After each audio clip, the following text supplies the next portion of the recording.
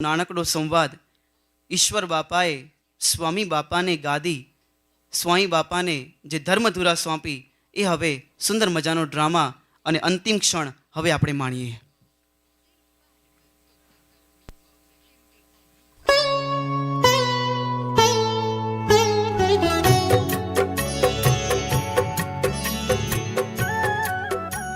કારણ સત્સંગ મહાસભાના સુકાની તરીકે તેમજ મારી બધી જવાબદારી હવે તમને ઉપાડવાની છે.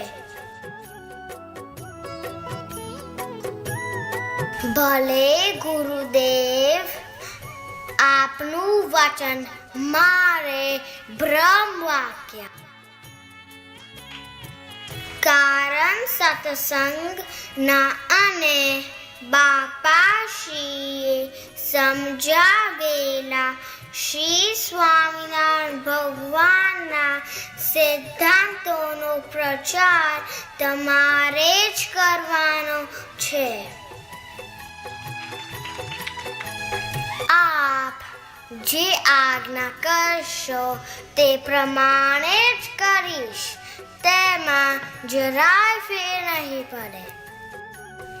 નવા મંદિરો કરી શ્રી સ્વામિનારાયણ ભગવાનની સાથે બાપાશ્રીના મૂર્તિ પણ તમારે જ પધરાવવાના છે.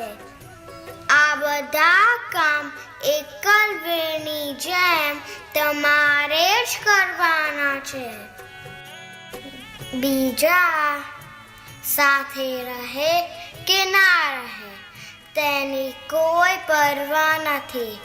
આપ મારી ભેરા છો એટલે બસ છે. ધન્ય છે તમને. મારે તમારા જેવા જ શિષ્યની જરૂર છે. હવે ચિંતા નથી. બાપાશ્રીના સિદ્ધાંતોનો ડંકો વાગશે.